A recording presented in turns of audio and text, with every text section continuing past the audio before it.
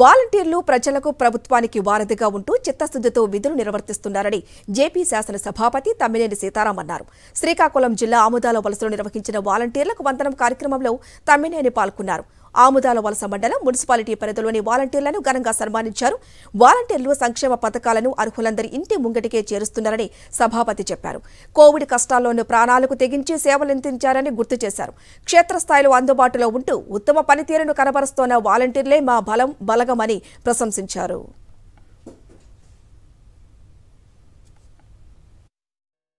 రేపటి యుద్ధంలో చేయబోతున్నటువంటిది సామాన్యమైనటువంటి కాదు.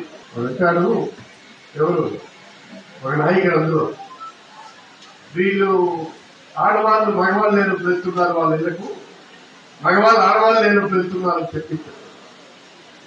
ఏంటి పిచ్చిపోతున్నాం, ఏంటి పిచ్చి రాత్రి ఏంటి? దానికి ఏమైనా అర్థం ఉందా?